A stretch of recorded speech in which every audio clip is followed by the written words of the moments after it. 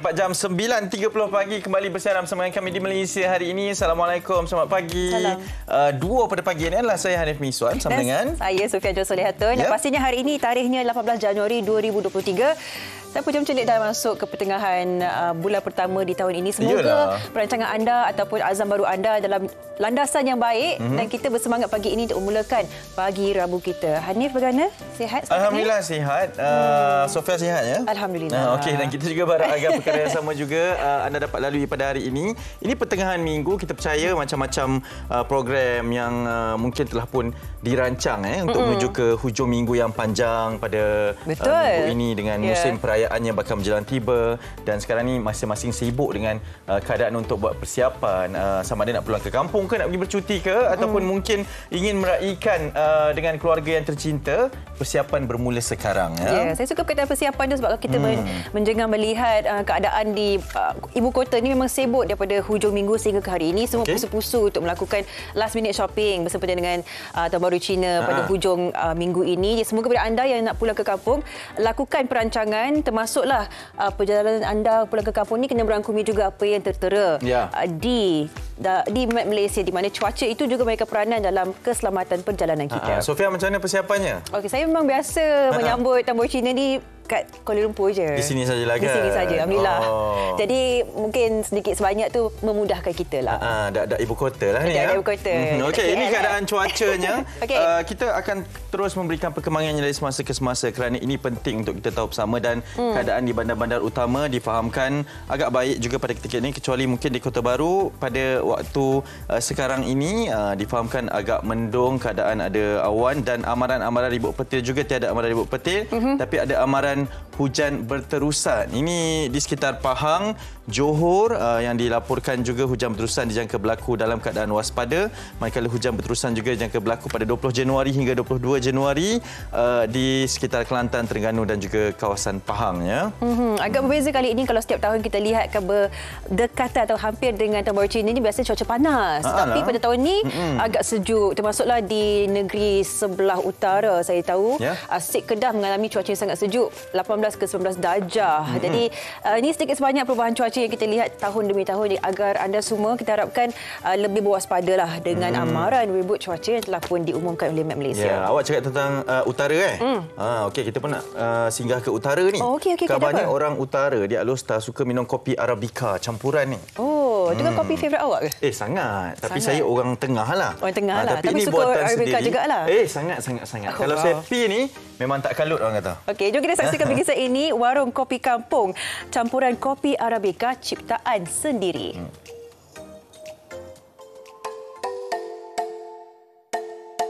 Secangkir kopi mampu menyingkap 1000 cerita. Aroma yang terhasil dari biji kopi membangkit rasa nostalgia dan kehangatan dalam jiwa penggemarnya. Maka tidak hairanlah kedai kopi kampung yang terletak di hutan kampung Alostar Kedah sering menjadi tumpuan pengunjung. Bukan saja dikisar dan dimasak secara terus di dalam cerek di hadapan pelanggan, malah minuman itu dihidangkan bersama biskut atau roti 4 segi yang pastinya menambah selera. Menurut pemiliknya, Roslin Long, 68 tahun, campuran kopi Arabica itu ialah resepinya sendiri yang diilhamkan daripada nenek moyang terdahulu. Selain daripada kepekatannya, pelanggan juga boleh memilih rasa kopi yang manis atau dibancuh tanpa gula mengikut cita rasa tersendiri. Kalau saya ada minum kopi banyaklah. Ini kopi yang saya jumpa ni, kopi ni adalah kopi yang terbaik. Sangat beza dengan kopi campuran. Ini kopi yang kita buat ni bukan kopi campuran.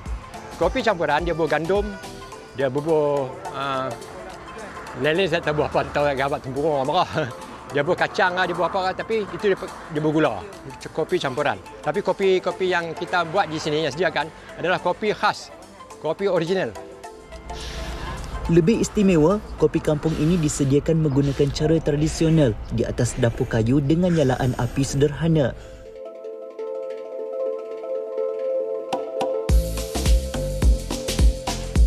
Perasaan tak kala kopi dituang daripada cerek hitam terus ke dalam cawan setiap pelanggan tidak dapat digambarkan dengan kata-kata. Dapat kayu ni, Saya ingat kalau ingat-ingat saya dari turun-menurun orang tua-tua kita. Memang kita pakai kayu ataupun sabut ataupun tempurung. Rasa dapat kayu dengan pakai gas, rasa kayu itu aroma dia lain. Sedap lebih daripada gas. Itu yang saya tahu. Berkonsepkan suasana Melayu klasik, dekorasi dalaman kedai dihiasi dengan barang-barang lama seperti mesin taip, ketam kayu, radio lama dan basikal tua. Tidak lengkap koleksi barangan antik ini tanpa alat komunikasi stesen kereta api era 50-an serta telefon hitam lama yang digunakan sejak tahun 1960. Malah bapa kepada 14 cahaya mata ini bijak menyusun perabot lama secara teratur. Sekali pandang, tidak ubah seperti kedai kopi tiam yang biasa ditonton dalam filem arahan Allahyarham Tan Sri P. Ramlee. Bagi pelanggan yang baru pertama kali mencuba kopi kampung, pasti akan tertarik dengan penampilan pemiliknya yang mengenakan pakaian ala kampung beserta topi sambil menuang kopi. Antara hidangan istimewa di sini ialah menu menyorok atau sarapan orang utara seperti nasi lemak bungkus dan kuih tradisional. Juadah enak dengan latar belakang suasana desa, pasti membuat sesiapa sahaja berasa teruja. Dia menjadikan menggamit kembali nostalgia cara menyediakan kopi zaman dulu yang dibuat oleh datuk nenek moyang kita lah. Dia dengan masak menggunakan kayu api. Kemudian di brew, saya tengok cara dia bancuh tadi pun berbeza daripada cara kita buat seharian. Di samping asap kayu itu sendiri. Itu yang rasa nikmatnya minum kopi. Saya suka datang kedai ni sebab dia banyak barang-barang klasik lah kan. So kita bila dah masuk tingkat umur macam ni kita berkawan dengan orang-orang lama. So jiwa kita pun jadi macam tu. So kita seronok tengok benda-benda begitu. Lepas tu kita minum kopi pun rasa macam kita rasa feel puas lah benda-benda itu kan. Lain pula kisahnya dengan warung cabuk yang terletak di Jalan Kampung Paya Kubang Lembu, Jitera Kedah. Kopinya dihidangkan secara terbalik kepada pelanggan.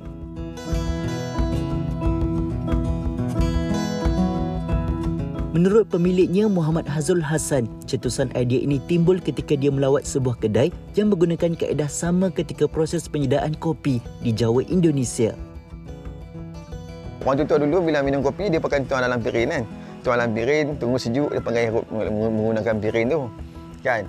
Okey, so bila piring yang saya guna tu tak sesuai, bila kita terbalik kan piring tu kecil. Bila dia nak minum tu, hidung yang mai tu semua customer hidung mancung-mancung semua. Dia belaga dengan cawan. Kan? Dengan cawan tu. Sampai kali saya jumpa yang pernah barang-barang lama mak saya punya piring tu mak saya simpan dulu-dulu lah. Rasanya 5-60 tahun lah tu. Saya guna ni tu, ini sesuai. Memang yang ni memang the best lah. Menurut lelaki berusia 48 tahun ini, setiap alatan di kedainya dihias dengan barangan antik dan klasik bagi mengembalikan memori lama. Lebih mengagumkan, dia sanggup membersihkan kembali motosikal Honda C50 dan C70 milik bapanya di belakang rumah untuk dipamerkan sebagai tarikan di warung cabuk. Jika anda juga seorang pencinta kopi, jangan lepaskan peluang untuk singgah ke negeri jelapang padi ini bagi merasai sendiri kenikmatan kopi. Padu. Okey, saya ada soalan untuk Hanif. Sebagai seorang pencinta kopi, apa beza minum kopi tu dalam cawan terbalik? Kalau minum dengan cara terbaik, macam tadi tu cara kampung lah minum kan. Dia minum sikit-sikit lah. Kita minum dengan kuantiti yang bertenang. Tak adalah kita hirup terus habis kan. Lepas tu bila kita minum macam tu, kita ada masa untuk tiup dan bagi dia sejuk sikit. Oh ya ke? Tiup, betul. Yang kat luar tu dia akan jadi lebih sejuk lah untuk kita minum. Tapi rasa kopi tu sama? Sama. Sama. Dia tak adalah bila terbalik tu rasa pun rasa terbalik kan.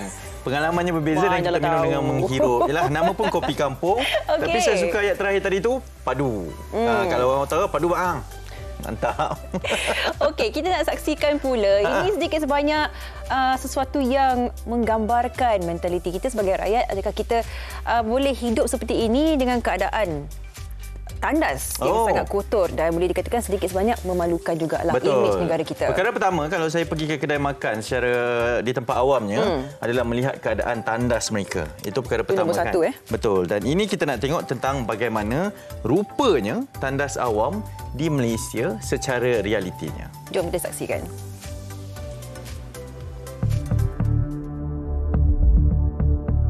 Busuk, kotor dan mengecewakan. Nanti laporan Malaysia hari ini terhadap kepekaan orang ramai dengan kebersihan tandas awam selepas ini.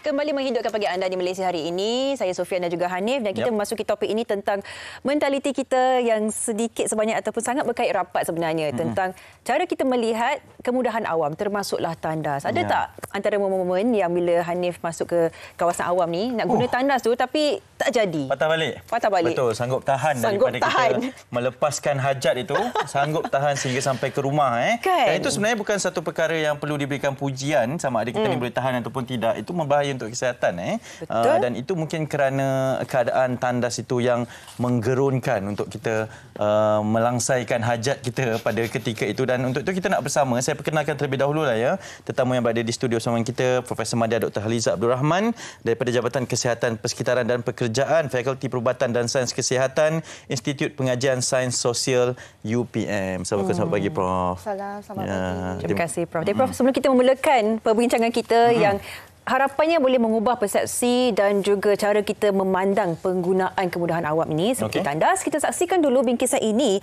berkenaan dengan tandas awam, isu kebersihan dan penjagaan. Ya, tapi sebelum itu ada sedikit peringatan kepada anda semua. Imej yang anda akan saksikan ini mungkin agak kurang menyenangkan.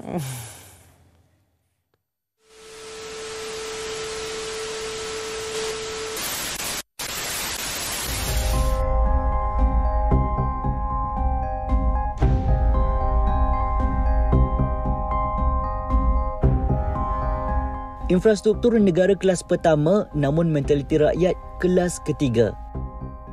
Pahit untuk ditelan namun itulah realitinya. Isu sampah sarap dan tandas awam kotor bukanlah permasalahan baru, malah sudah berlaku sejak sekian lama. Lebih memalukan, budaya tidak bermoral ini seolah-olah memberi cerminan masyarakat Malaysia tidak mempunyai tanggungjawab sivik. Meskipun negara mempunyai akses kepada sanitasi dan air bersih, tahap kebersihan tandas, khususnya tandas awam, masih mengecewakan. Ada yang menuding jari kepada pekerja kebersihan kerana menjalankan tugas secara sambalewa. Hakikatnya, majoriti masyarakat turut bertanggungjawab kerana bersikap tidak ambil peduli serta memandang remeh terhadap kebersihan tandas awam. Tinjauan kru MHI ke beberapa tandas awam di sekitar Selangor mendapati kebersihan di kebanyakan lokasi masih pada tahap kurang memuaskan. Sebaik saja melangkah masuk ke dalam tandas, bau hancing terus menusuk hidung sekaligus membuat sesiapa sahaja berasa mual. Dinding tandas yang berdaki dan kotor mengundang rasa jijik kepada pengguna. Bukan itu saja, ada segelintir individu yang kurang bijak meninggalkan sisa buangan di dalam lubang tandas tanpa dijirus terlebih dahulu.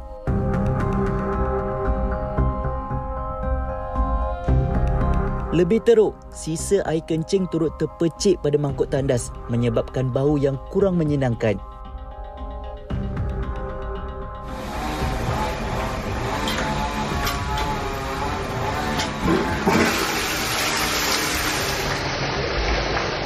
Kemudahan tandas yang tidak diselenggara dengan baik juga mengakibatkan keadaan lebih buruk seperti air tersumbat dan bertakung sekaligus mengundang rasa tidak selesa.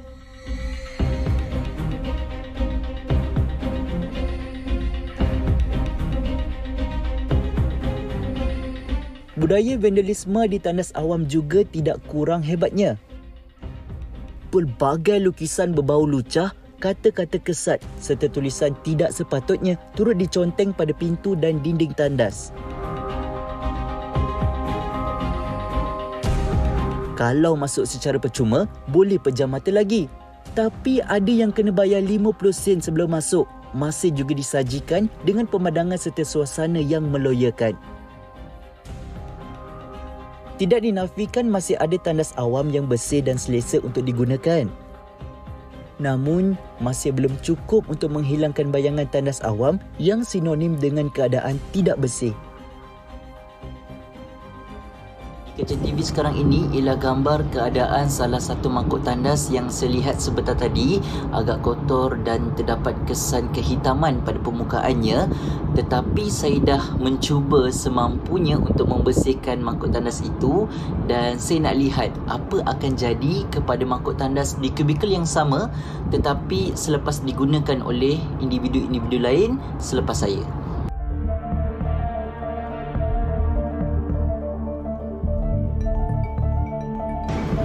Okey. Jadi kalau boleh anda lihat sebenarnya walaupun di dalamnya bersih tetapi di bahagian mangkuk ini ada sisa buangan air kecil yang mungkin terpecik ataupun bersepah dan juga di lantai ada satu tisu yang terjatuh.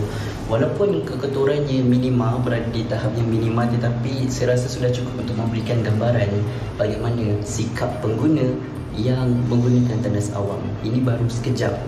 Kalau ditinggalkan dalam tempoh yang lebih lama, saya rasa mungkin akan lebih teruk daripada ini. Memasuki tahun baru 2023, seharusnya membawa perubahan kepada diri setiap individu.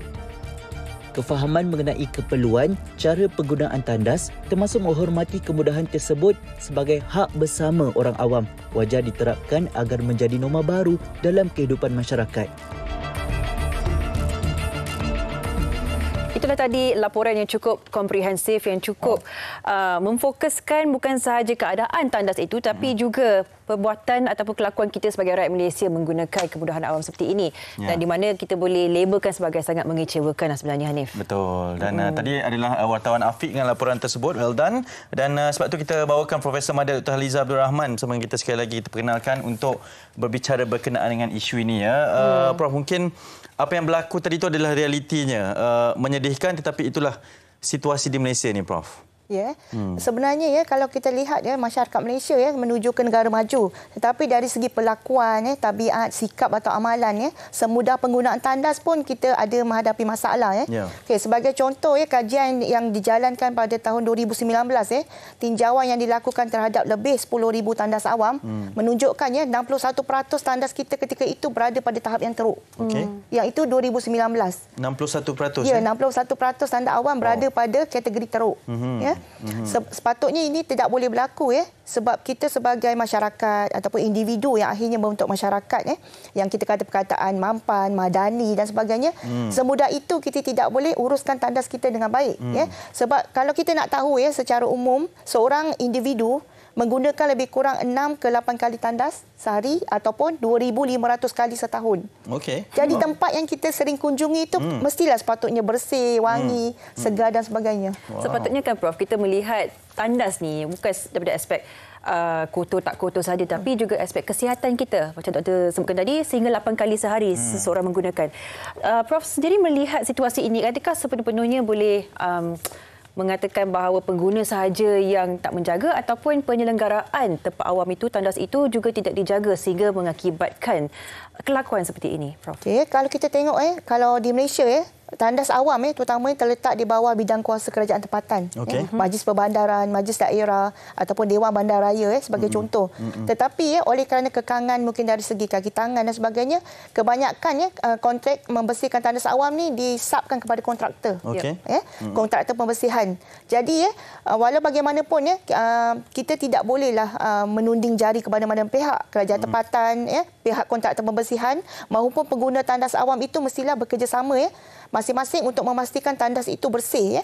Sebagai contoh, pihak kerajaan tempatan mestilah memonitor ataupun memantau kontraktor, bukanlah setiap hari. Kita buat mungkin secara rawak, seskala, menunjukkan yang mereka itu betul-betul mematuhi spesifikasi ataupun syarat-syarat kontrak yang ditawarkan. Bisa kata kalau membersihkan tandas itu dilakukan katakan 10 kali ataupun 4 kali sehari pembersihan, adakah betul-betul dilakukan? Adakah alat ataupun pekerja tu mencukupi untuk menjalankan tugas pembersihan. Betul. Jadi bagi saya, kita tidak boleh lepas tangan, tak boleh tundi-menuding sebab semua pihak itu seharusnya memastikan tandas itu dalam keadaan yang bersih. Ya, saya suka kerana itu tanggungjawab kepada mereka yang perlu menjaga. Tiada isu kecuaian yang perlu berlaku dalam kes ini. Tetapi jom kita sentuh kepada mentaliti masyarakat ataupun pengguna. Kerana nama pun awam, memang segala benda akan kita rasa macam ini kita boleh gunakan tapi bukan tanggungjawab kita kan.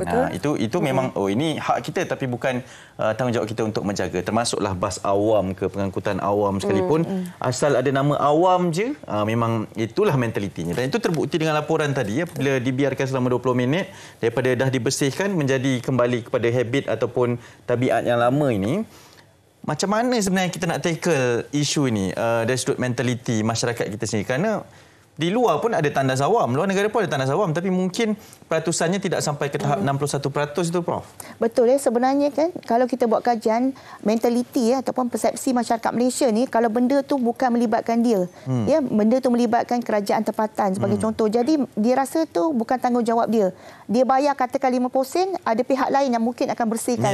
Rasa tanggungjawab, rasa untuk menjadi warga negara yang pembersih dan sebagainya. Sebab ni sangat penting kita pernah dapat teguran daripada pelancong. Dia kata tandas Malaysia ni kotor. Dan bekas PM kita Tun Dr. Mahathir sebagai contoh pernah melawat secara mengejut di Putrajaya dan mendapati tandas juga kotor dan memberikan teguran. Jadi bagi saya pendidikan tu formal ataupun informal tu sangat penting. Sebab informal tu kita bentuk dari rumah. Ibu bapa mendidik seawal mungkin penggunaan tandas, etika yang betul dan akhirnya diperkukuhkan di sekolah. Kalau kita tengok di sekolah macam kanak-kanak sekolah di Jepun dia dah menjadi habit kanak-kanak tu tidak ada tukang bersih tandas, mereka dilatih untuk membersihkan tandas sekolah dan sebagainya. Ini akan membentuk individu yang lebih orang kata mementingkan kebersihan ataupun menghargai persekitaran ataupun apa saja yang digunakan tu supaya sentiasa meninggalkan apa yang digunakan misalnya kata tandas tu dalam keadaan bersih. Prof, kalau kita nak melihat perspektif daripada inilah kita katakan bahawa kalau kita menjaga tandas itu semata-mata untuk rasa tanggungjawab, saya rasa dia tak cukup mendalam untuk mengubah seseorang itu untuk daripada pengotor menjadi pembersih, seorang yang bersih kan. Jadi dalam pandangan Prof sendiri, bagaimana Prof boleh nasihatkan ataupun mengatakan sesuatu yang menusuk jiwa kita ni tentang penggunaan tandas ataupun kemudahan awam yang sebenarnya mencerminkan diri kita secara meluasnya supaya kita bukan sekadar melihat sebagai tanggungjawab tapi satu intipati yang kita kena pegang sampai bila-bila pun sebenarnya. Kalau kita tengok etika penggunaan tandas ia dikaitkan dengan kepribadian seseorang. Sebab sikap pengotor tu kan dikaitkan dengan peribadi kita. Kalau penggunaan tandas awam mungkin kita tak boleh kesan sebab ramai yang guna. Tapi kalau di rumah pun kalau kita pergi rumah seseorang itu kita dapati tandas dia kotor, automatik kita akan dalam kita punya sanubari akan kata dia ni pengotor kan. Tak datanglah, betul. Prof. Betul. Jadi kan untuk saya rasakan untuk membentuk peribadi itu kita mesti dididik saya kata tadi dan kita mesti tahu tandas tu bukan sekadar kita buang apa yang patut dan keluar. Sebab tandas dikaitkan dengan kesihatan, kebersihan dan juga alam sekitar. Kesemuanya berkait. Kita kena tahu bila dalam tandas kita tu sebenarnya banyak mikrob sebagai contoh E. coli ataupun Streptococcus dan sebagainya. Bila tandas tu kotor dia akan memasuki sistem badan kita melalui saluran dubur. Saluran dubur mikrob tu dan akhirnya mungkin akan menjangkiti seperti pundi kencing dan sebagainya. Jadi kalau tandas tu kotor dia akan memberi kesan kepada pengguna. Yang itu pengguna kena pahatkan di dalam minda mereka tandas yang kotor. Maksudnya setiap daripada pengguna tandas tu akan menerima kesan dari segi kesihatan. Penyakit seperti hepatitis juga daripada cecair juga boleh menjangkit daripada cecair yang kita buang. Jadi kita mesti mempunyai rasa tanggungjawab. Kalau kita cuai, kita tidak melakukan etika yang sepatutnya bila menggunakan tandas, mereka yang tak sepatutnya, yang tak bersalah akan menerima kesan daripada perbuatan kita. Mungkin kita ada hepatitis, mungkin kita ada penyakit-penyakit yang berkaitan saluran kencing. Jadi kalau tandas kotor, orang seterusnya mungkin akan menerima kesan. So sikap rasa tanggungjawab memastikan apa yang kita buat ni bukan saja kesan kepada kita tetapi saya kata kebersihan, kesejahteraan dan persekitaran juga. Dan kalau kita tinggalkan dengan keadaan kotor tu dah jadi satu kerja kita pula nak bersihkan terlebih dahulu sebelum kita menggunakannya. Prof mungkin boleh berikan sedikit nasihat, tips sebab yalah kalau keadaan tandas di rumah kita boleh kawal, kita boleh tentukan kebersihannya tapi tandas awam ni kadang-kadang bila kita dah emergency kecemasan ni, itu je lah tempat yang ada. Dan berada dalam keadaan yang kotor pula, apa yang perlu kita lakukan terlebih dahulu dalam memastikan persekitaran dan kebersihan itu terjaga sambil kita nak menggunakan tandas itu, Prof? Okey, yang pasti ya, terutamanya jika berlaku musim ni nak tahun baru Cina kan, okey, di R&R ataupun pusat membeli belah bila berlaku waktu peak atau puncak ni, kita tahulah tandas tu memang kebanyakannya kan mengalami masalah kotor dan sebagainya. Jadi apa yang saya kata boleh buat selain kita menyerahkan kepada pekerja pembersihan okey, saya rasa individu tu mesti dididik lah. Macam bagi saya dulu kita ada mata pelajaran civic. Sekarang tak ada. Benda tu sangat penting dan bagi saya mesti dilatih daripada seawal kecil lah. Semasa di rumah supaya membentuk individu yang kata matang, tahu apa yang dibuat, mementingkan kebersihan dan juga memikirkan impak kepada orang lain hasil daripada kita punya perlakuan lah. Yang itu mesti penting supaya kita nak bentuk individu yang cakna. Ataupun kita kata kalau sekarang PM10 madani. So sebelum kita menuju ke situ, perkara asas yang paling penting, penggunaan tandas ni mestilah kita betulkan terlebih dahulu. Oh, nampak tak secara mendalam walaupun penggunaan tandas saja mungkin ramai yang rasa macam remeh alah tandas je pun. Benda peribadi, orang lain tak tahu. Tapi inilah dia hakikatnya. Kalau kita tak jaga dari sekarang, sampai bila? Sampai ke generasi seterusnya akan berterusan perangai ini. Okey, Prof.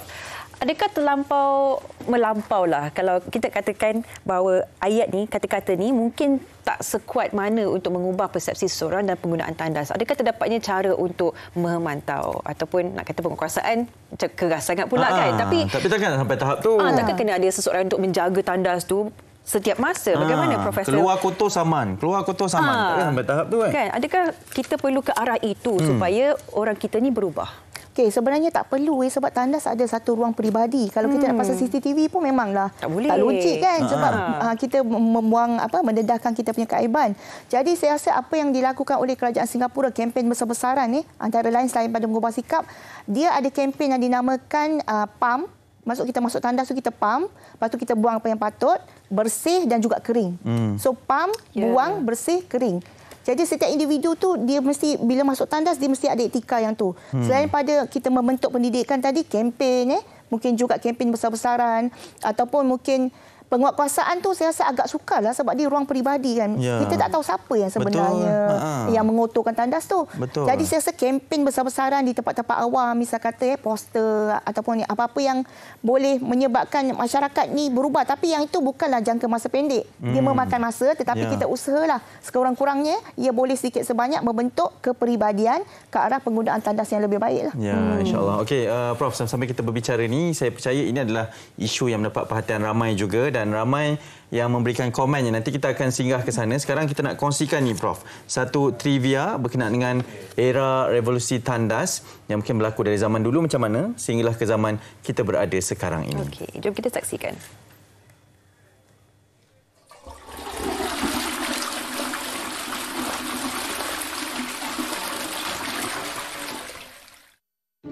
Dalam kehidupan seharian dan moden ini, tandas merupakan ruangan di sebuah rumah atau bangunan yang sering dipandang remeh.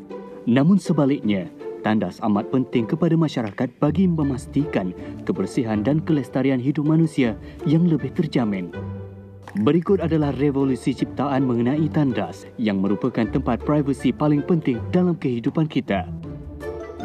Sewaktu zaman Empire Rome, tandas dibina bersama ruangan mandian awam di mana para lelaki dan wanita membuang air bersebelahan antara satu sama lain.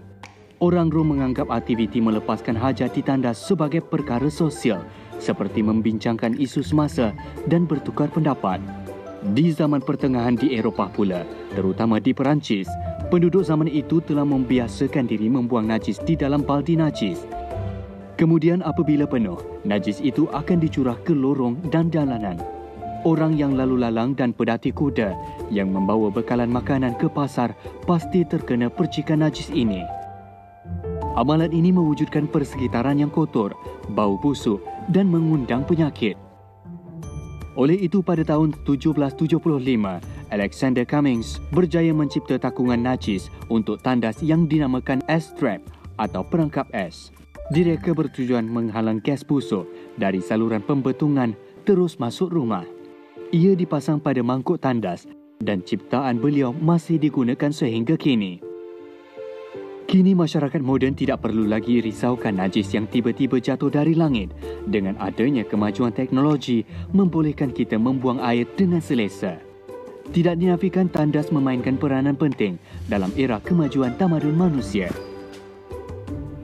Indah kan pemandangan kalau daripada kita lihat image toilet ataupun tandas yang kotor ke tandas yang seperti ini kan lebih nyaman dan tenang untuk kita menggunakan. Kena ingat dalam cerita Madu 3 dulu macam mana tandas ni tempat tidur tau. Sampai sebersih itulah yang boleh dijadikan. Okey, kita nak lihat kepada komen kali ini adalah satu isu yang mendapat perhatian ramai dan ini antara komen yang tinggalkan di Facebook MSI Live TV3 pada pagi ini daripada Rosbainun Azmi, katanya pernah masuk tandas berbayar, keluar balik sebab kotor. Rela tahan pergi tandas di tempat lain, penjaga tandas tak cek tandas tu kotor ke? Dah lah berbayar. Lepas tu keluar balik pula tu. Yang seterusnya daripada Aida Aisyah Abdul Wahid. Memang kadang-kadang sangat risau kalau nak guna tandas awam. Tapi macam Profesor cakap lah, back to rasa tanggungjawab dan mentaliti civic seseorang. Ya, okey. Ini antara komen-komennya dan kita masih lagi bersama dengan Prof. Prof, mungkin yang terakhirnya lah, nak mengubah mentaliti tu mungkin makan masa yang lama. Tapi pesanan sekarang ni kepada semua orang dari sudut kebersihan, kesihatan bawah tandas itu juga ada kaitannya dengan kesihatan kita dalam kehidupan ini, Prof. Okey, kita semua mesti tahulah sebenarnya peradaban manusia itu bukan bermula dengan penciptaan tulisan sebenarnya, tapi dengan penciptaan tandas. Itu menunjukkan seseorang manusia itu telah ataupun sesuatu masyarakat pada zaman dahulu itu bertamadun Dan juga kita kena tahulah mungkin betul makan masa, tetapi kalau saya fikir untuk masa singkat mungkin kita boleh reka bentuk satu tandas yang mungkin ada suara. Kalau kita gagal pam, dia mungkin akan kan dia mungkin boleh kata sila pam tandas anda. Anda gagal. Sila bersihkan kekotoran anda. Yang itu saya rasa mungkin juga kan.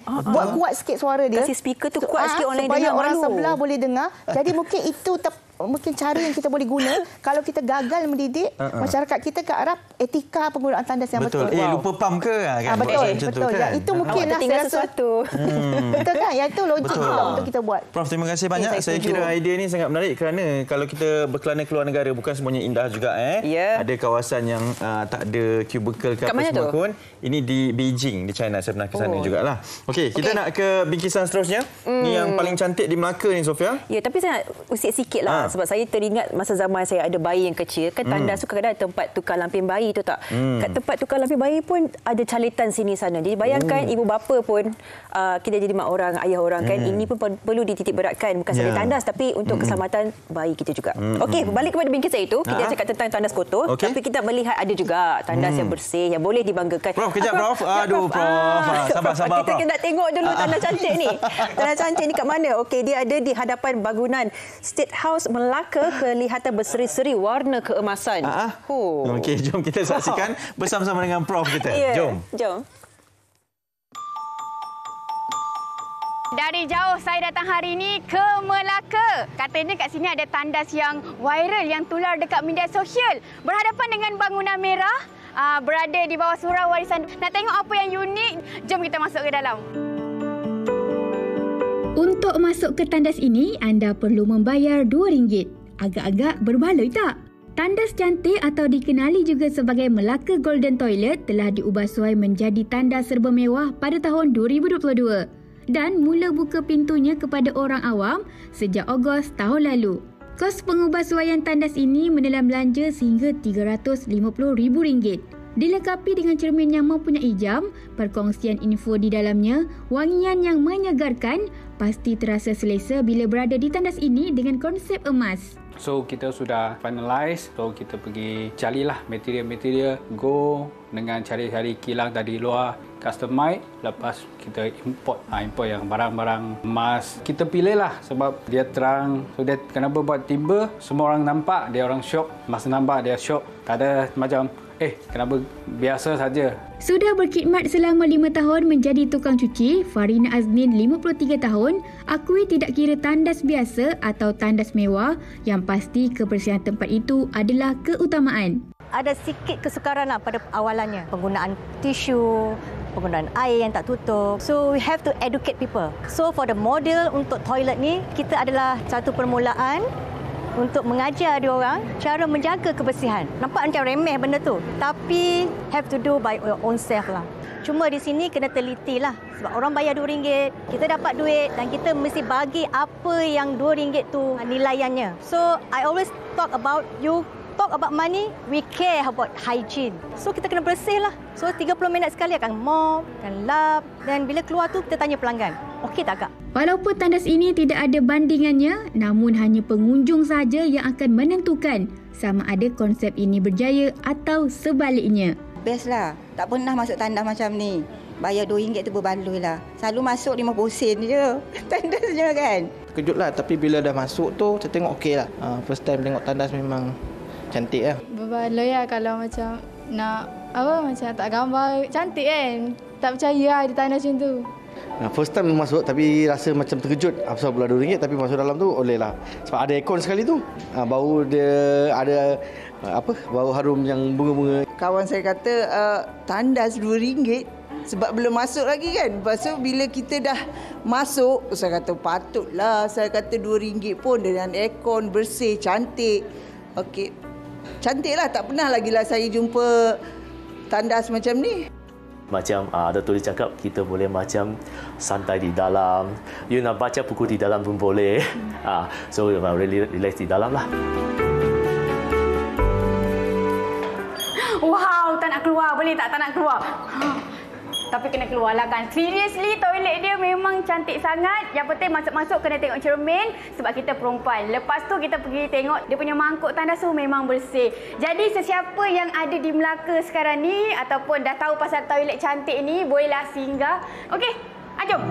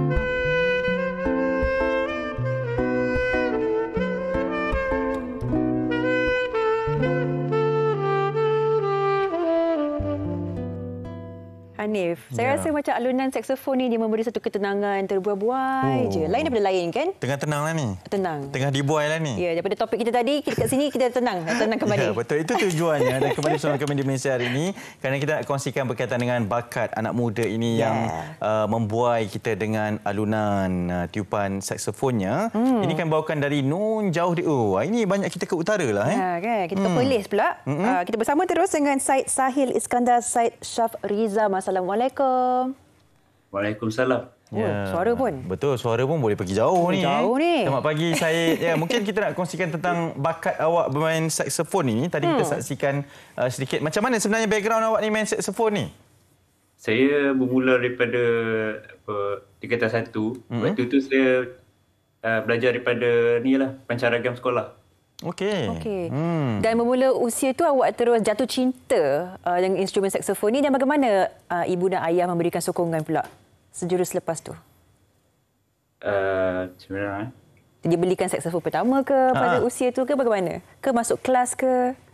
Dalam hujung tingkatan 3 baru dapat. Ibu saya belikan saksofon. Okey, bila awak masuk band sekolah tu kan macam-macam percussion boleh main kan? Kenapa awak memilih bermain saksofon ni di usia tingkatan 1 tu? dia bermulanya macam ni, dia macam ada audition lah.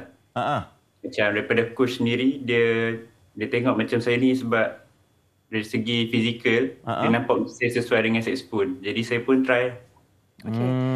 Bila dia kata secara fizikal sesuai untuk memain instrumen saxophone ni, bagaimana? Adakah terdapatnya ciri-ciri tertentu ke bagaimana? Sebab kita ni tak tahu. Betul. Macam mana tu, Syed Sahil? Di ketinggian, sebab saxophone yang saya main ni, dia panjang. Jadi kalau macam ketinggian dia macam agak rendah, boleh mungkin terlanggar ke. Ataupun macam kita letak tu, tengah duduk, main sambil duduk, boleh kemat. Oh, awak ni cara cakap pun macam Kasim Selamat, no? Sebab itulah awak main saxophone kan, dan kabarnya ingin menjadi pemuzik dan juga peniup saxophone terbaik negara seperti komposer Datuk Seri Ahmad Nawab. Sekarang ni pun baru selesai diploma dalam muzik dari UPSI, Universiti Pendidikan Sultan Idris, dan kabarnya sedang menunggu untuk nak mengambil ijazah juga dalam bidang muzik, ya Syed, ya? Ya, betul. Ya, okey, perancangannya untuk awak selepas ini, awak nak buat lagu ke dengan saxophone ataupun awak nak belajar, kemudian apa plan awak dengan bidang muzik ni, Syed? Kalau ada rezeki, saya sebenarnya nak buat macam satu lagu sendirilah. Lagu dalam genre yang macam mana awak nak buat ni? Mungkin klasik ke? Yang tenang-tenang ke? Ataupun yang rancak-rancak ke? Yang bagaimana? Yang tenang? Jazz. Okey. Saya dah pilih jazz dan saya rasa ada satu saxophone di sebelah saya sekarang. Kita minta saya untuk ambil saxophone itu dan mainkan satu lagu kesukaan awak. Untuk kita dengarkan bersama-sama. Ialah bagaimana feel yang awak boleh bawakan secara langsung. Boleh tak, Syed? Boleh ke, Syed? Boleh. Nah, belanjar kami sikit, no? Lagu favourite awak? Lagu jazz ke apa ke? Nak dengar sikit. Come on, anak perlih mesti boleh punya kan? Orang pelih jangan tengok ni. Nampak.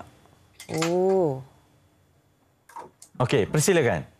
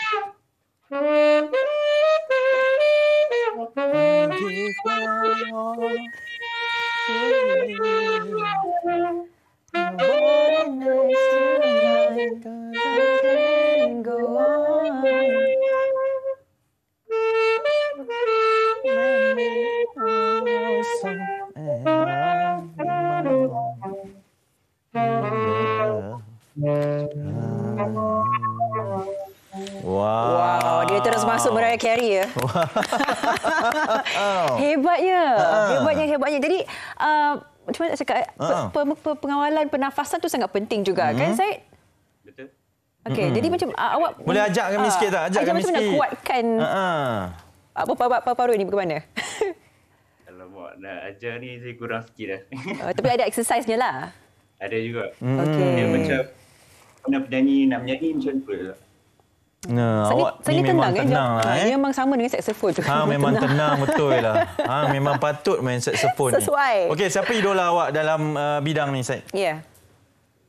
Kalau yang dekat Malaysia ke luar negara? Dua-dua. Malaysia siapa? Luar negara siapa? Kalau dekat Malaysia yang paling saya minat sekali Razak Rahman.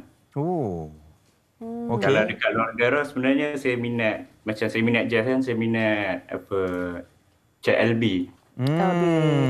Ada tak satu number ataupun satu lagu yang pada awak sangat-sangat mencabar tapi awak boleh lakukan lagu tersebut dengan saxophone ni? Ada tak? Ada. Dia lagu tu dia macam fusion sikit. Dia memang lain daripada lain lah. Okey. Awak boleh tampilkan tak lagu tu? Apa lagunya tu? Nama lagu dia Hide and Seek. Hide and Seek, Okey. Sofia tahu? Tak nak dengar boleh tak? Saya pun tak tahu. Saya tak tahu, tak boleh dengar. Silakan. Walaupun mencabar, tapi kita cuba sebab kita nak tahu dimension betapa susah atau mudahnya Come on, Syed. Singa Utara. Yes.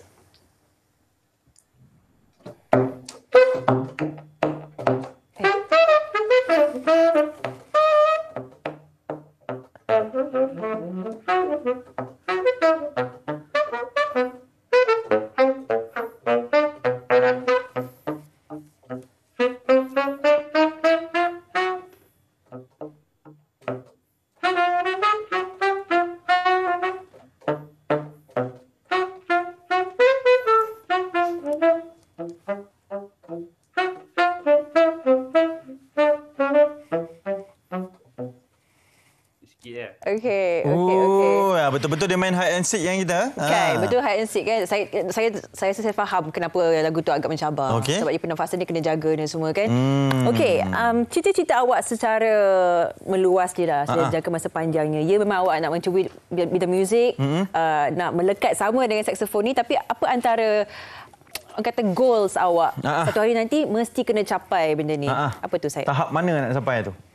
Ada album? Persembahan di luar negara? Bagaimana? Ulang balik? Ataupun paling tinggi keluar negara. Keluar negara lah untuk buat persembahan Ya. Sekarang ni dekat mana awak selalu buat persembahan ni? Yang paling awak ingat sekali ni, Syed? Saya main untuk hotel. Tu pun kebanyakan saya dapat job tu sebab saya replace orang. Dan bakat awak dipandang untuk menggantikan orang sehingga boleh buat persembahan sebegitu ya? Ya. Ya. Dengan wedding. Mana tu? Wedding. Kalau anda ingin tahu, Syed ni hanya berusia 21 tahun sahaja. Wow. Memang kita dah nampak bakat dia, dah keluar TV, dah masuk MHI. Kita memang, saya rasa dah masa 5 ke 10 tahun ni besar nama Syed ni. Dulu kita, rambut pendek sekarang rambut dah macam tu Syed ni. Dia lebih berseni. Okey, Syed, kita doakan kejayaan awak. Dan kita harapkan agar awak fly high lah, mekar lagi dengan bakat yang sangat luar biasa ni. Bukan semua orang ada yang betul. Kalau nak follow awak dekat mana ni, Syed? Dekat IG boleh. Dekat IG namanya? Nama saya juga Syed Sahil. Syed_Sahil. S-A-H-I. Okey, all the best ya, Syed. Terima kasih. Ya, nanti boleh hiburkan kami datang di studio pula ya. Ya, kira dengan live. Hide and seek tu kita main live dekat MSN nanti, okey? Walaupun kami tak faham sangat macam mana dia punya P, tapi memang nampak susah lah. Okey, Syed, all the best ya. All the best, Syed. Sekarang kita nak saksikan kembali persembahan yang Syed tampilkan tadi. Okey. Secara eksklusif ni kita mainkan sekali lagi lah untuk kita lihat bakat kepada Syed Sahil Iskandar Syed Shafrizam. Okey, jom kita saksikan.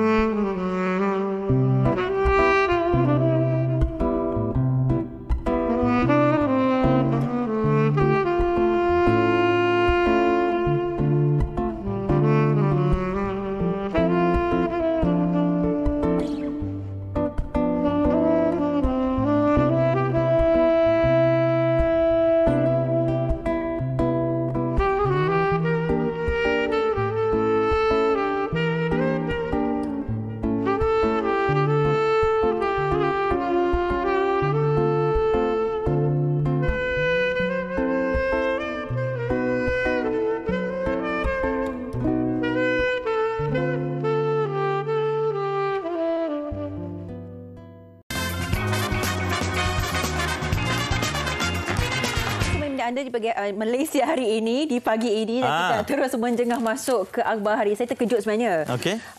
Sebab ialah pada masa kini kita masih mendengar antara kes-kes jenayah yang mencemaskan.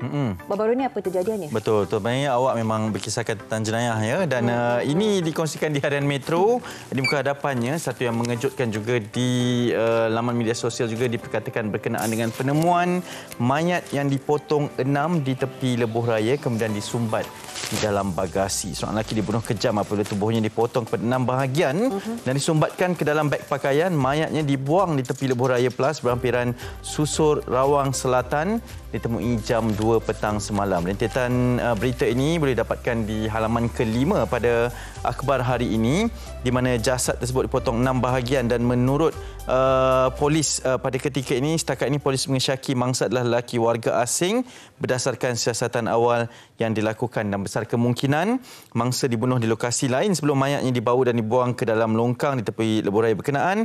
Dan susulan penemuan mayat itu, pasukan anggota Unit Forensik Polis Diraja Malaysia PDRM bergegas ke lokasi untuk menjalankan siasatan lanjut berhubung penemuan tersebut ya. Ya, semoga siasatan ini berjalan dengan lancar dan inilah antara kes jenayah yang menggemparkan dalam minggu ini saja. Baik, kita teruskan dengan paparan di Berita Harian. Hutang negara cecah 1.5 trilion ringgit. Ya. Perdana Menteri kita mengumumkan dan menegaskan hutang negara termasuk liability kini mencecah 1.5 trilion ringgit dan perlu ditangani dengan segera. Namun penganalisis ekonomi berpendapat dibandingkan dengan negara lain, hutang kita tak terlampau tinggi kerana masih separuh daripada Singapura, rendah daripada Indonesia dan hampir sama dengan Thailand, dan tidak menjadikan Malaysia muflis seperti Greece. Tapi ada juga yang perlu kita lakukan untuk memperbaiki situasi ini. Termasuk Malaysia boleh melakukan penjimatan sehingga 10 bilion ringgit jika ketirisan dan kebocoran dalam sistem perolehan kerajaan dapat dikawal. Dan inilah dia antara yang perlu kita perincikan. Kerajaan baru pastinya perlu ada taktikal dan strategik yang baru untuk menangani hutang negara yang sangat-sangat tinggi mencecah 1.5 trilion ringgit. Ya, kita itu kena majukan membimbangkannya. Dan sikitlah berkaitan dengan sukan esok Malaysia dalam arena hoki antarabangsa akan berdepan dengan New Zealand untuk penentuan sama ada layak ke tidak ke peringkat kalah mati. Ini adalah perlawanan hoki Piala Dunia Lelaki bagi tahun 2023 yang berlangsung di India. Malaysia berdepan dengan New Zealand. Menariknya Malaysia di ranking ke-10, New Zealand di ranking ke-9 dunia, bertemu satu sama lain. Kita tengok siapa menang, dia akan layak ke peringkat seterusnya. Kita yakin Speedy Tigers mampu untuk menang pada hari esok. Jangan lupa berikan sokongan anda semua. Ya, biar sengit tapi kita harap kita menang juga ya. Membawa nama Malaysia. Baik, esok kita bawakan di Malaysia hari ini topik berkenaan dengan scam cinta. Ini bahaya ni. Kenapa bahaya, Sofia? Macam-macam scam cinta lah. Bukan sahaja perasaan tetapi juga wang ringgit anda. Kita bincangkan esok bagaimana untuk tidak menjadi mangsa scam cinta. Jangan jadi scam mangsa jangan jadi scam, jangan jadi mangsa juga kepada scam cinta ini. Esok perinciannya teruskan bersama dengan kami semua di Malaysia hari ini. Senyum selalu. Assalamualaikum. Terima kasih. Bye.